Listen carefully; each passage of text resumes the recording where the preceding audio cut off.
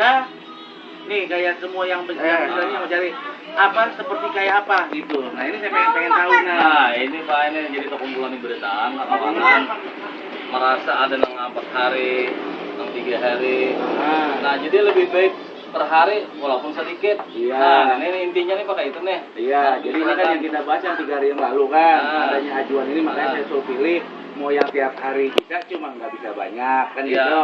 Mau yang diapakan supaya banyak terserah. Nah sekarang tinggal ngambil kesepakatan gitu. Jadi kalau memang hari ini, yang mau per hari bisa aja, tiap hari kita bisa ambil kebijakannya.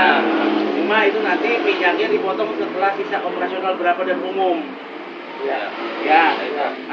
Jadi operasional itu berapa, umumnya berapa, sisanya berapa, baru kita bagi rata tiap harinya, gitu. Operasional berapa perkiraan sehari? Berapa orang? Berapa liter Pak? Perkiraan aja kada pasti akan Pak. Iya, makanya kalau operasional kayak kita sih yang khusus yang untuk gasan bubuhannya memang udah ada patokan udah itu, ya, yang 2 motor itu tuh, yang motor Latin lawan motor Pak Kustiaji. Tuh, itu operasional. Itu kalau yang itu aja udah ketahuan tuh, minimal 800. 2 buah lah Pak. 2 buah. Tuh. Minimal 800 itu 2 buah. Kalau dulu kalau kita pakai kebubuhannya semua ini sampai 1.200 liter. Makanya itu bisa berkurang. Sudah dikurangi. Udah, makanya kalau kita menyamakan dengan kayak kalian semua 1.200 juga. Ini kan banyak, makanya karena dari nilai karena mereka mengangkut operasional dari harganya, makanya bisa dikurangi jumlah liternya sama saya. Tuh, ya. Sekarang umumnya itu minimal 800, belum arul. Arul kah?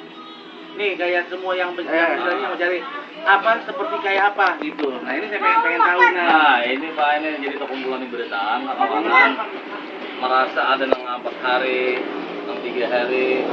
Nah jadi lebih baik per hari walaupun sedikit.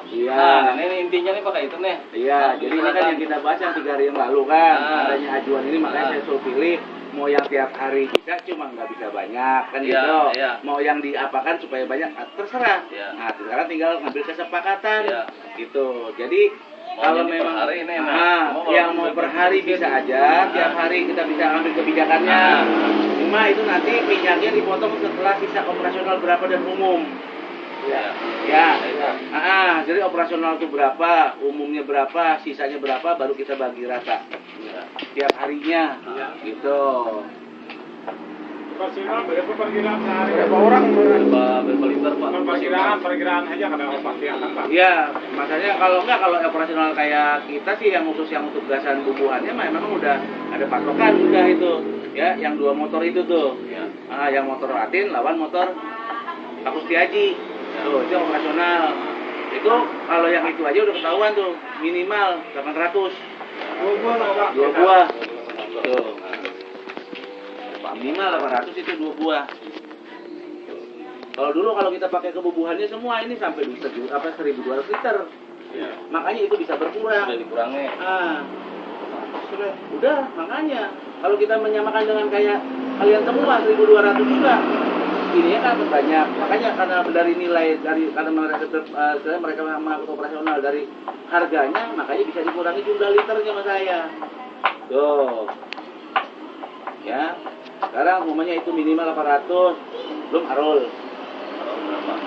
Arul kah? Nih kayak semua yang misalnya mau cari apa seperti kayak apa gitu. Nah ini saya pengen tahu Nah ini Pak, ini jadi terkumpulan beritaan lapangan merasa ada yang 4 hari, yang 3 hari. Nah jadi lebih baik per hari walaupun sedikit. Nah ini intinya nih pakai itu nih. Iya, jadi ini kan yang kita bahas yang 3 hari yang lalu kan, adanya ajuan ini makanya saya suruh pilih mau yang tiap hari bisa cuma nggak bisa banyak kan gitu. Mau yang diapakan supaya banyak terserah. Nah sekarang tinggal ngambil kesepakatan gitu. Jadi kalau memang hari ini, yang mau per hari bisa aja, tiap hari kita bisa ambil kebijakannya. Cuma itu nanti minyaknya dipotong setelah sisa operasional berapa dan umum. Jadi operasional itu berapa, umumnya berapa, sisanya berapa, baru kita bagi rata tiap harinya, gitu. Operasional berapa perkiraan sehari? Berapa orang? Berapa perkiraan aja kadang pasti akan Pak. Iya, makanya kalau operasional kayak kita sih yang khusus yang untuk gasan bubuhannya memang udah ada patokan udah itu. Ya, yang 2 motor itu tuh. Ya. Yang motor Latin lawan motor Pak Kustiaji. Tuh, itu operasional. Itu kalau yang itu aja udah ketahuan tuh, minimal 800. 2 buah lah Pak. 2 buah. Tuh. Minimal 800 itu 2 buah. Kalau dulu kalau kita pakai kebubuhannya semua ini sampai 1.200 liter. Ya. Makanya itu bisa berkurang. Udah dikurangi.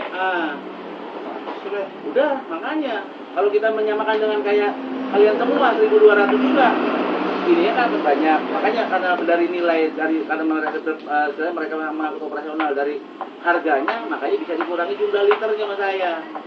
Tuh, ya. Sekarang umumnya itu minimal 800, belum arul. Arul enggak?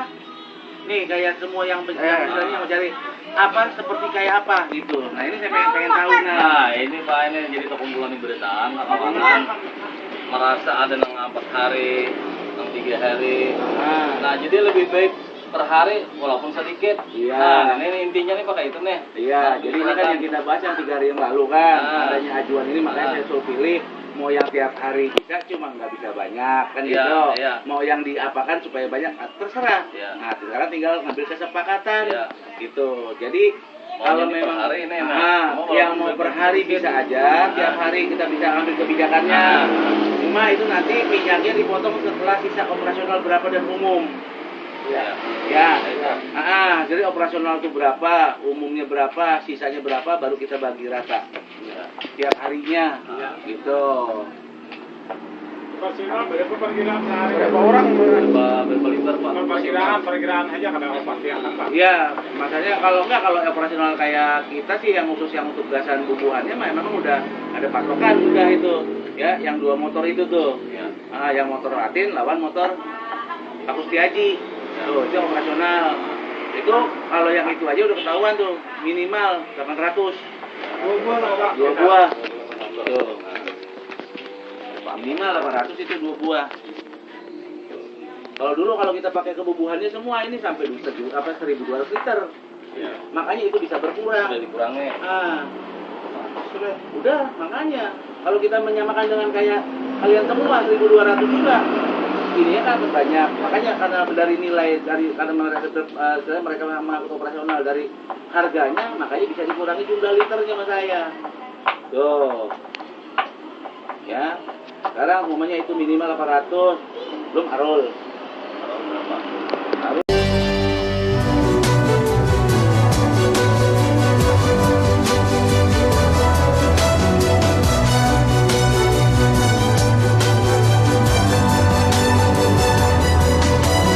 Berbagai kejadian di dunia ini terkadang terjadi tanpa dapat dijelaskan secara logika. Beberapa di antaranya seolah terjadi tanpa disengaja. Namun beberapa kejadian lainnya seolah memang telah diramalkan akan terjadi, meski tak dapat dipastikan apakah memang demikian adanya ataupun hanya kebetulan semata. Dan dari banyaknya peristiwa misterius yang telah terjadi, On The Spot merangkumnya dalam 7 kejadian misterius di dunia.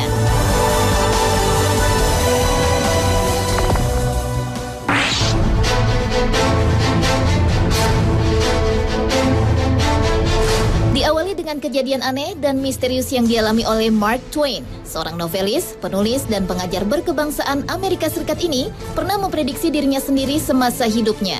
Legendaris kelahiran 30 November terlahir saat penampakan komet Halley di tahun 1835 silam dan mengembuskan nafas terakhirnya di penampakan komet Halley berikutnya, yaitu pada tahun 1910 silam. Hal tersebut seperti yang telah diprediksi oleh pengarang buku The Adventures of Tom Sawyer ini, yang telah memprediksi hidupnya di tahun 1909 silam dengan berkata, "Saya datang dengan komet Halley di tahun 1835, tahun depan komet ini datang lagi dan saya berharap bisa pergi dengannya."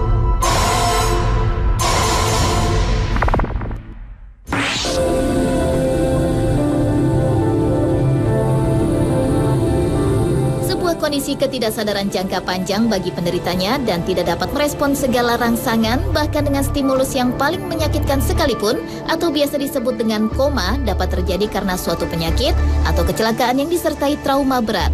Namun demikian, koma bukanlah penyakit, melainkan gejala atau respons dari suatu penyakit seperti cedera kepala berat atau adanya serangan masalah metabolisme. Dan kondisi koma tersebut sempat dialami oleh Terry Wallace, di mana ia mengalami kecelakaan yang membuatnya lumpuh dari leher ke bawah serta mengakibatkan koma.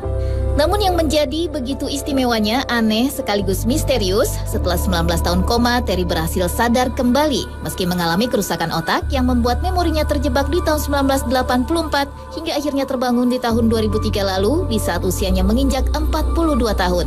Jadi secara teknis, Terry sadar, namun ia juga sempat didiagnosis menderita amnesia akut karena merasa dirinya berada di tahun terjadinya kecelakaan. Selain itu, Terry juga kehilangan kemampuan berbicara, makan, serta berjalan.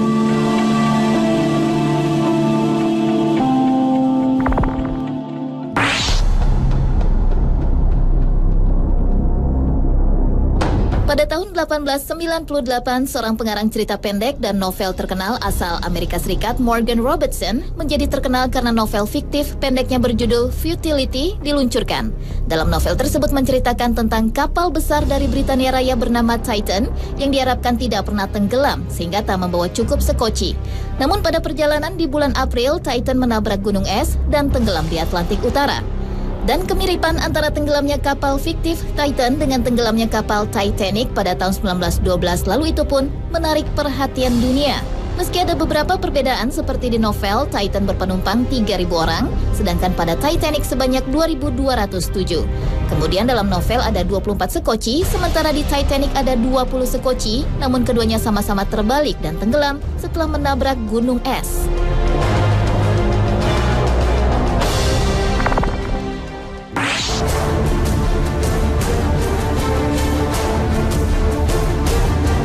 Kejadian misterius di dunia selanjutnya datang dari Norman Mailer.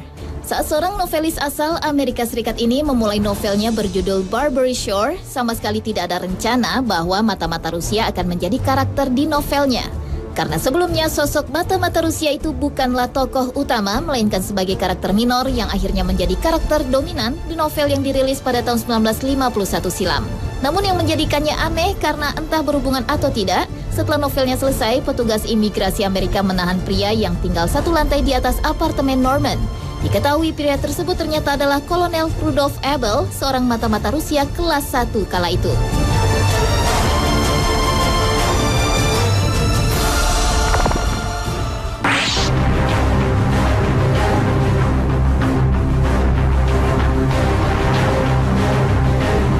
Pada bulan September tahun 1955, aktor asal Amerika Serikat James Dean tewas dalam kecelakaan mobil yang mengerikan saat mengemudikan mobil sportnya.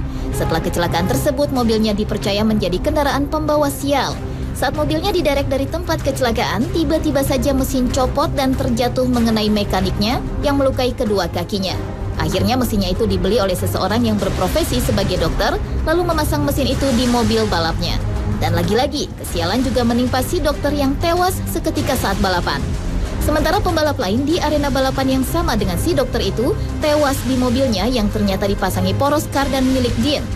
Kemudian juga sebuah garasi sebagai tempat Porsche milik Dean diperbaiki, rusak terbakar habis. Lalu saat mobil itu dipamerkan di Sacramento, tiba-tiba saja rusak berantakan dan melukai pinggul seorang remaja. Hingga akhirnya pada tahun 1959 lalu, secara misterius mobil itu benar-benar rusak berantakan menjadi 11 bagian.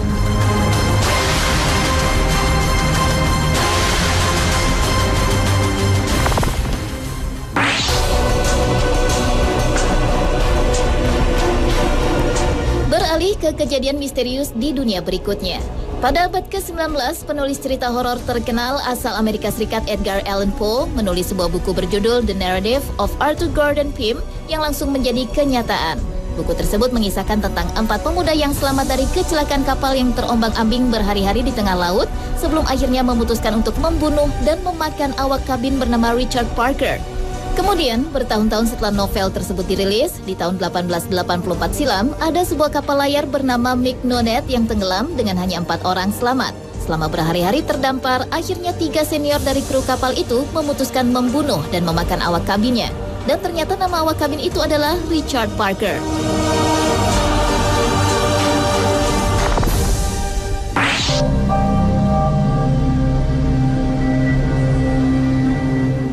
kejadian misterius di dunia yang terakhir adalah seekor paus yang terdampar di padang rumput. Pada bulan Oktober tahun 2011 lalu, ditemukan seekor paus muda mati di wilayah pantai Humber Estuary, Inggris. Anehnya, jarak dari garis pantai di tempat matinya paus tersebut berjarak cukup jauh, sekitar 732 meter. Para ahli meyakini bahwa paus ini terperangkap saat melintas di sungai kecil dekat desa East Yorkshire. Sementara pihak marga satwa di Yorkshire menyebutkan jika kejadian terdamparnya paus di area tersebut sangat langka. Dalam kurun waktu 20 tahun terakhir, ada 3 spesies paus yang terdampar di perairan Inggris yang berada di sungai yang dangkal dengan kedalamannya hanya sekira 1,2 meter hingga 1,6 meter. Dan para pakar paus memprediksi bahwa paus malang tersebut terdampar karena perubahan arus laut yang membuat aliran air menjadi dingin.